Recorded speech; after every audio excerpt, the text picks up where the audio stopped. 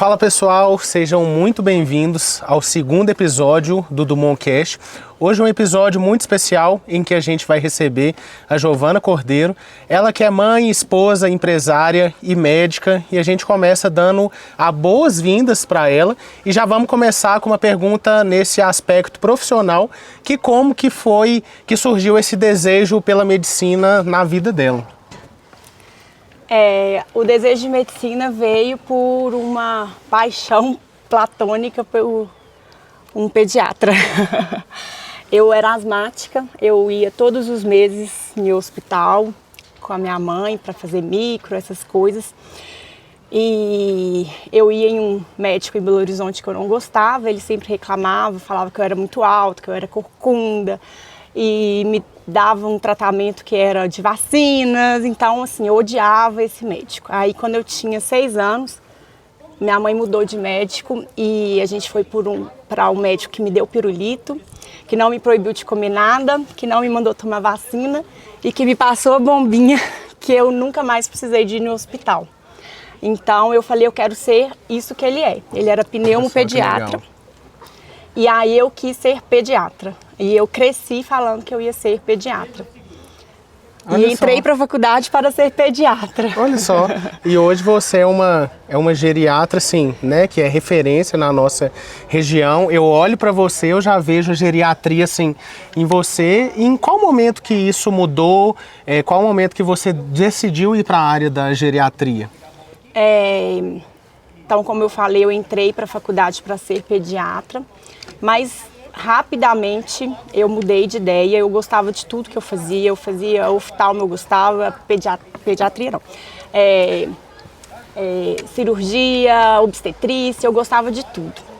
E na pediatria eu tinha dificuldade, né? Eu não conseguia abrir a boca da criança para diagnosticar uma amigdalite, porque eles choravam, eu ficava assim, meu Deus, não dou conta. Né? Eu realmente não dava conta. Eu amo criança, mas não nasci para ser médica de criança. E aí decidi fazer clínica e tinha uma intenção de ser endocrinologista. Fui fazer clínica médica depois de formada, querendo ser endócrino.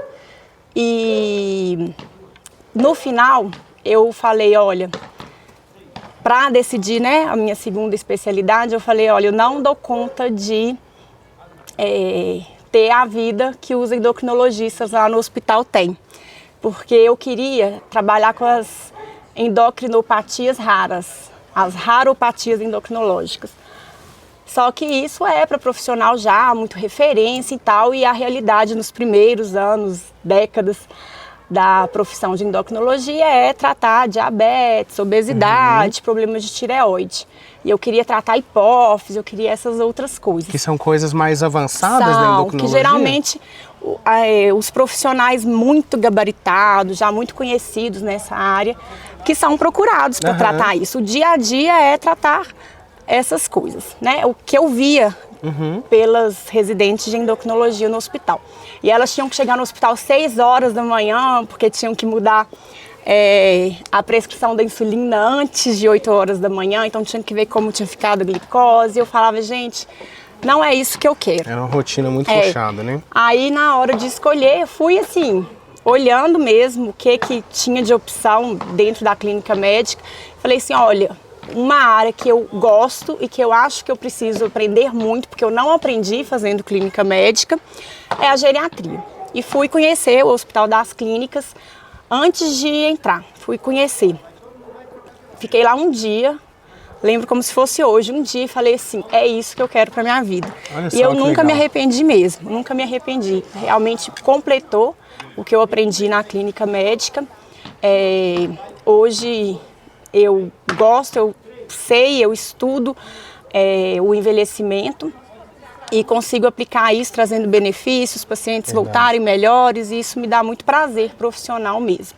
E aí, voltando lá à fase da pediatria, né, que eu queria ser pediatra, eu também desisti porque eu perdi um pacientinho de 2 anos no meu internato de pediatria. Olha só.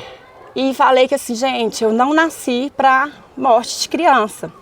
E aí hoje eu trabalho, né, com geriatria, cuidados paliativos, e trago dignidade mesmo para a morte das pessoas numa idade mais esperada, sem ser, né, a médica, a heroína que trata tudo, que melhora tudo. Eu consigo melhorar a qualidade de vida, trazer dignidade, mas nem sempre a cura. E no momento de fragilidade extrema, né, que é o final da vida. Legal. E como que foi esse processo de especialização? Teve algum caso, algum paciente específico que te marcou nesse período? Como que foi? Você fez essa especialização em BH, não foi isso? Foi. Eu fiz clínica médica no Hospital Life Center, e que era um hospital particular, assim, né? Piso de granito, tudo muito bem decorado, tudo de tecnologia e medicina, assim, imediato. E depois fui para o Hospital das Clínicas, onde a gente fazia desde visita domiciliares em lugares muito carentes. E a gente eu vi, né, uma outra realidade. Casos marcantes, assim, são inúmeros. O que eu acho que vale para o pessoal, né, de curiosidade mesmo, que eu tive esse menino que faleceu ainda na faculdade, nem foi nessa fase já de especialização, que me marcou muito. E outros casos durante a clínica médica, hoje, quando eu encontro com meus preceptores na clínica médica, quando eu vou dar aula de cuidados paliativos para os meninos, eu lembro que tinham vários casos que eu fazia coisas erradas. Olha só. A gente faz coisa errada, sim, com a intenção ótima, porque era desconhecido. Até a gente conseguir estudar mesmo, as coisas estão melhorando muito, né? O avanço da medicina, ele é contínuo e muito intenso. E aí hoje eu volto, nossa, eu devia ter feito diferente, mas naquela época isso era certo, hoje isso é errado, sabe? Então eu sempre lembro, olha, eu hoje não faço isso, mas naquela época eu fazia, então eu acho mais nesse sentido. Eu acho que todo mundo que já tem um tempo de estrada, assim, em uma profissão, olha para ele, assim, lá no início e fala, eu fazia dessa forma. E agora um assunto, assim, que é o meu preferido, já falando um pouco mais de empreendedorismo, né? Falando em paixões, em descobertas. Qual que foi a decisão de você empreender? Porque você sempre foi médica, atendia em consultório, e aí depois surgiu a ideia da Agnus. Como é que foi esse início? Como é que foi essa ideia? E aí, não puxando o saco pro meu assunto de maior interesse, mas é um assunto assim que eu acho que a gente nunca falou sobre isso, né? A gente sempre conversa sobre várias coisas nas nossas aulas, mas isso eu acho que eu nunca tinha te perguntado de forma específica. Então, como que foi esse início? De onde que surgiu isso? A Agnus realmente é um sonho, né? Eu sou diamantinense, eu vim para cá, fui muito, muito bem acolhida na cidade, tanto por pacientes quanto por colegas, né? E vim para cá em 2015. E aí eu, como falei, sempre fui muito bem acolhida, mas assim, tinha necessidade de achar o local que eu ia fazer tudo do meu jeito e para sempre, né? Eu queria um local do meu jeito e para sempre, simplesmente isso. E aí eu tive incentivo de pessoas, né? Porque a Agnus, ela não é minha, né? Eu sou sócia. E aí eu tive incentivo, que eu tenho que sempre agradecer, porque não é simples, né? Eu tenho que aprender todos os dias, principalmente essa questão de gestão, de empreendedorismo mesmo. Mas era esse sonho de ter um lugar meu e definitivo. Legal. Assim, lá é a minha casa, é assim que eu falo com os meus pacientes. Veio conhecer a minha casa, porque eu pretendo estar lá até a minha aposentadoria. Com certeza. E como que foi essa construção e essa formação do corpo da clínica? Como que isso foi sendo construído? O que que vocês pensaram ali? Falando no sentido de ambiente mesmo, você falou que queria tudo com sua cara, mas a construção das pessoas que vocês chamaram, hoje em dia eu vejo que vocês têm um corpo clínico muito forte, as pessoas que estão lá são referências nas suas áreas. E como que foi a construção de tudo isso? Foi muito orgânica. Eu não convidei ninguém para trabalhar lá, assim, chegar e falar, olha, vem trabalhar comigo, ninguém. Todas as pessoas que estão lá sabem disso, né? Todas me procuraram, todas tinham interesse em trabalhar lá pela estrutura, pela Legal. localização, talvez porque a gente tem uma proposta de uma administração um pouco diferente do que tem em Diamantina, né? Lá é o único local em Diamantina que a gente tem um chamado coworking, né? A gente tem o consultório pronto para o profissional de saúde atender. Legal. Ele só tem que ir, levar o conhecimento, a sua técnica e atender, né? O resto todo deixa com a gente. Então foi muito orgânico. Eu não gosto, eu aprendi isso, né, com meu pai, que a gente nunca deve tirar alguém de um lugar que ele está bem. Então, se eu tenho um profissional, ele pode ser assim, meu melhor amigo, e ele está em outro lugar, bem, eu quero que ele continue lá bem, cada vez melhor, inclusive. Mas se esse colega falou comigo, olha, eu quero trabalhar lá, não, vem conhecer nossa proposta. Portas abertas, né? Todos que estão lá sabem que realmente foi orgânico mesmo. Todo mundo, a gente que foi procurado. Olha só, que legal. E fez uma junção muito legal, né? Porque, como eu disse, todas as pessoas que estão lá são, de fato, referências nas suas áreas. E uma coisa que eu vejo... porque eu também não admito, a gente nem cresce conversa com quem eu não indico. Sim. Se eu não gostaria que o meu pai e a minha mãe consultassem com tal profissional, ele não vai estar lá na Agnes. Perfeito, perfeito, perfeito. E uma coisa que eu vejo que é uma dificuldade muito grande dos profissionais, não só na área da medicina, é que a maioria dos profissionais são preparados para ter a sua experiência técnica no que ele faz. Mas e aí, quando você vai abrir seu negócio, como é que você vai gerir, como é que você vai fazer o marketing, como que você vai vender? E vocês já fazendo tudo isso, vocês já dando toda essa estrutura, para eles já é assim, 90%, né? Ele só vai chegar e aplicar o que ele estudou para isso.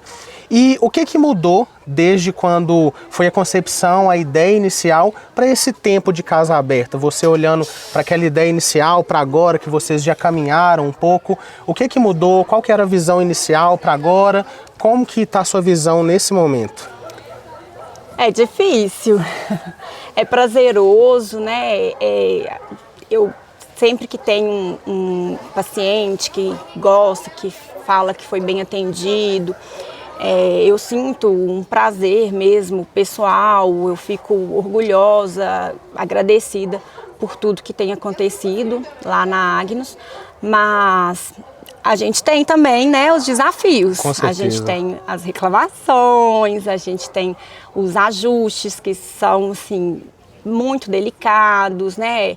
É uma equipe, são profissionais, são pacientes, são o ambiente, eu gosto de tudo, gente. Eu escolho o cheiro da Agnos. Quem está lá dentro, que trabalha lá, sabe que o cheiro de lá fui eu que escolhi. Então é tudo muito delicado. A gente tem que estar sempre muito atento. Mas sempre um desafio. Sempre. E aí já o que leva à minha próxima pergunta, que como que é você gerenciar essa casa, esses profissionais, e você ao mesmo tempo atendendo lá e sendo parte do corpo clínico? Porque são desafios assim, completamente diferentes e não são desafios pequenos. Você já vinha com esse desafio de ser, né, de atender, e aí você foi para o desafio de empreendedorismo e ainda de gerir tudo isso. Como que funciona na verdade, isso aí? Eu não sou gerente de nada não, né? A gente tem a gerente, eu me nomeei anfitriã. Eu recebo, mas eu tenho a gerente que acaba que ajuda muito a gente. Ela que está por dentro de tudo, né? A maioria do tempo que eu estou lá, imensa maioria, eu estou lá como médica geriatra. Estou igual meus colegas que chegam para atender, atendo e vou embora. Eu preciso até organizar sempre isso na minha vida, porque eu preciso dedicar um tempo para essa parte de gestão. Mas a gerência do dia a dia, ela é profissionalizada, né? A gente tem os profissionais para isso. Até porque eu não sei isso, né? Eu estou aprendendo, acaba que a gente estuda uma coisa, né? Tem o sangue empreendedor também da minha família, mas É muita pancada. Muita pancada. E aí, você não tá só lá na Agnus, você é professora, você pratica esportes, você faz diversas outras coisas, mãe, empreendedora, esposa. Como que funciona essa rotina no meio de todas essas diversas coisas que você faz? Porque eu vejo que assim, é um desafio, principalmente para as mães, tentar conciliar a parte profissional com a parte da maternidade, com a parte do casamento, com a parte da empresa, e acaba que você faz todas as coisas ao mesmo tempo. Como que funciona essa rotina para você conseguir organizar isso tudo? Na verdade, não tem rotina, né? Esse que é o problema. Ainda mais o médico que tem várias atividades muito diferentes, né? A universidade, o consultório, ainda faço atendimento domiciliar, estou com uma proposta aí, vou entrar no corpo clínico do hospital, com uma função assim, maravilhosa, mas que vai ser outro desafio na minha vida profissional.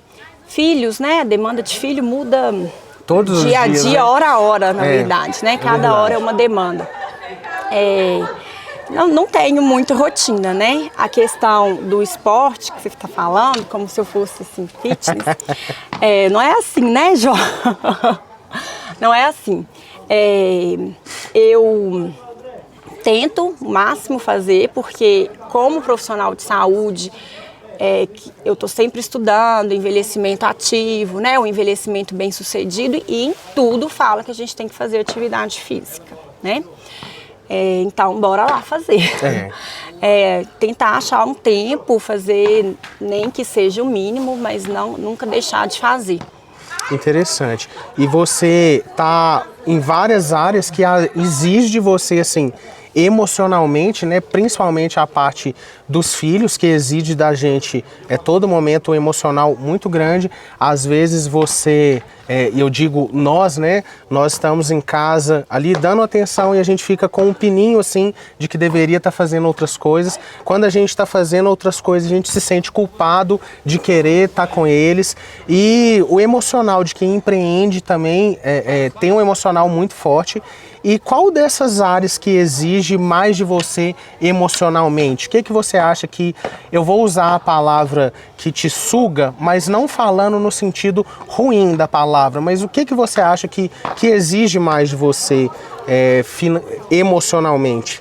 O que necessita de mais tempo é a geriatria, né? Porque é onde eu trabalho o tempo todo e eu tenho que estudar, fim de semana. Ontem eu passei o sábado de 8 às 12h30 fazendo curso. Faço isso de 15 em 15 dias, mais outros estudos, preparação de aula. Então, assim, eu estou sempre tendo que trabalhar ou estudar na geriatria. E essa questão de culpa eu não tenho, sinceramente mesmo, eu não tenho. Eu deixo meu filho na escola chorando porque ele quer ficar com a mamãe e eu falo, mamãe vai trabalhar, porque a mamãe ama trabalhar. Você não vê a mamãe estudando? É porque a mamãe quer trabalhar. E aí, na hora que a mamãe chega lá no trabalho, a mamãe traz o bem para as pessoas, a mamãe cuida das pessoas. Eu falo com ele assim, né? Tem velhinhos precisando da mamãe, deixa a mamãe lá, me livra. E aí eu nunca falo, eles nunca acham que eu não gosto de trabalhar, que eu estou achando ruim largá-los. Eles sempre acham que é importante e prazeroso trabalhar. Legal. Né? Isso é uma coisa que eu quero passar para eles, que trabalhar é sempre bom. Que legal. Porque eu quero que eles sejam trabalhadores, né, que gente? Legal, que legal, muito legal esse pensamento. Eu não tenho culpa de largá-los para trabalhar, não. Que legal. Eu sempre tinha escutado... Agora, quando eles estão doentes, o coraçãozinho aperta. Mas eu estou realmente numa fase muito tranquila quanto a isso. Graças a Deus eles estão maiorzinhos, né? Já passou aquela fase de virose todo dia na escola. Então eu tô tranquila, mas quando eles estão doentes o coração aperta. E você falou que o que exige mais é a geriatria. E como que eles lidam assim? E aí já falando num contexto maior do seu marido, dos seus filhos, você de certa forma tendo que se dedicar um pouco mais para essa parte profissional. Como que eles lidam com tudo isso? Eu acho que isso já está muito natural lá em casa. Não tenho essa dificuldade, não.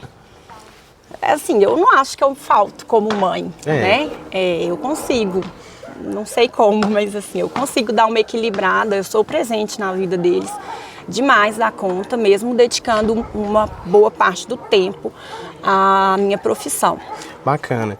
E eu acho que todo mundo que tem uma rotina assim, toda tomada por diversos compromissos, e aí compromissos pessoais, profissionais, todo mundo eu acho que tem algum momento que ele sente que não vai dar conta e que ele está extremamente sobrecarregado. Eu acho que todos nós, principalmente que empreendemos, que temos de certa forma muito compromisso por trás, porque a gente tem a nossa empresa, a gente tem de certa forma funcionários que estão ali que dependem da gente, e tem momentos que a gente sente assim que não vai dar conta.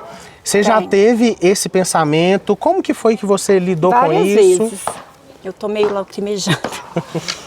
Várias vezes.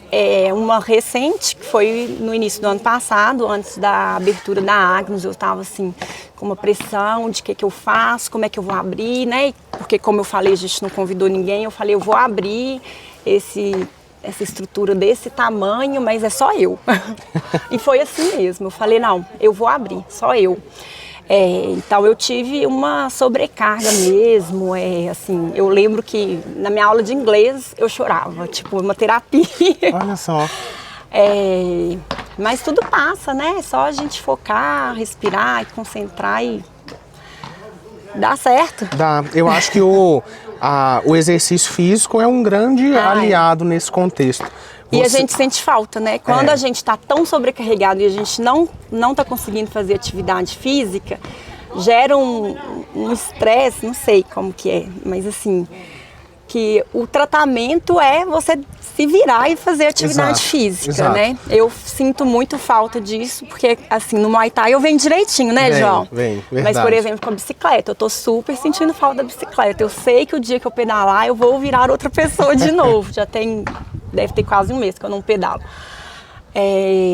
Mas não deu, e numa hora vai dar. E vai ser ótimo. E ela fala que não é fitness, mas ela é super fitness, porque ela faz musculação, pedala, treina Muay Thai. E eu vejo que é uma válvula de escape, assim. E qual foi o momento que o esporte entrou de forma definitiva, assim, na sua vida? Porque eu lembro que a gente, no início, eu acho que já tem uns 3 anos que a gente treina junto. Eu lembro que era, de certa forma, um desafio para você conseguir até encaixar ele na sua rotina, conseguir ter constância. E depois que você conseguiu encaixar, você, assim, é uma pessoa extremamente frequente, extremamente pontual. Quando você não vem, é porque não deu, assim, mesmo, porque aconteceu uma coisa muito fora da sua rotina, mas até você conseguir encaixar isso, demorou um tempo. Como que foi o momento que o esporte entrou na sua vida? Na verdade, em 2020, né, todo mundo parou de fazer tudo. Sim. Eu não fazia nada antes, então eu não parei nada. Eu era sedentária, mas eu tive que ficar 7 meses de repouso na minha gravidez. Eu estava grávida do meu 2º filho. E aí, quando acabou, né, acabou o puerpério, que eu fui liberada para fazer atividade física, mas que atividade física eu não fazia, mas eu precisava sair de casa. Sim. E aí o meu marido, né, ele é atleta, o melhor ciclista que existe, aí ele foi e me chamou para pedalar um fim de semana. E era a única coisa que podia fazer de esporte mesmo, no auge da pandemia. Aí eu fui pedalar, gente, assim, ele é uma pessoa maravilhosa, é o melhor técnico que eu podia ter, porque ele foi muito persistente, porque eu não sabia nem andar de bicicleta direito. Era assim, gritando, meu Deus, mas como que você me traz para um lugar cheio de buraco, ali na linha? Era assim, não conseguia, ficava sem fôlego, eu era muito sedentária mesmo, né? E eu tive asma gestacional, então eu não tinha fôlego mesmo. Então foi questão de ir melhorando. E aí o Muay Thai já foi no outro ano, que eu te procurei achando que você era professor de boxe. Verdade. Porque eu sempre quis fazer boxe. Quando eu formei, eu lembro que em 2010 eu trabalhava como médica examinadora numa empresa de medicina do trabalho. E eu ia em agências bancárias e em academias, lá em Belo Horizonte. Aí eu fui numa academia maravilhosa. E aí eu fazia o exame médico dos profissionais da academia. Aí eu fui, peguei o telefone do professor de boxe, falei que eu ia fazer boxe, aí todo mundo lá em casa falou, você é louco, você vai fazer boxe, tá doida? E eu tinha esse telefone no meu celular até pouco tempo, nunca liguei. Aí quando eu vi minhas amigas, Janice, né, fazendo Muay Thai, que eu achava que era boxe, eu falei assim, eu quero fazer esse trem. Só que eu tava grávida ainda, eu acho, não sei, eu não lembro, não tava grávida não, mas eu tinha feito uma cirurgia. Verdade. Aí eu fui, esperei um tempo, quando o médico me liberou, eu fui, te procurei, fiquei um tempão fazendo boxe. Foi. Aí depois eu falei assim, ô João, esse trem que eu faço é boxe ou Muay Thai?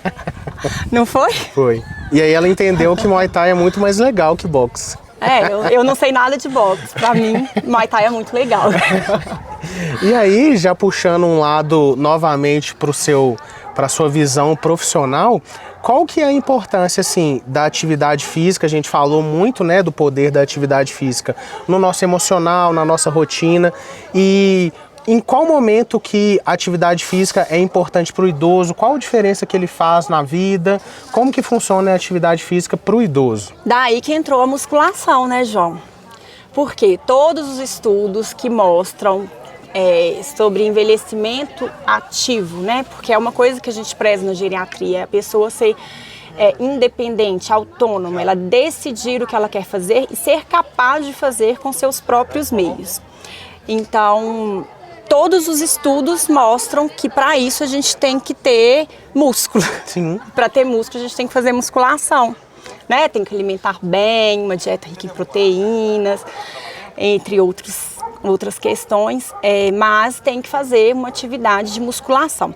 Tem um estudo que é muito bacana, ele deve ter uns pouco mais de 5 anos, ele é antes da pandemia, que é um estudo europeu, italiano, que ele estudou idosos com 60 e com 80 anos.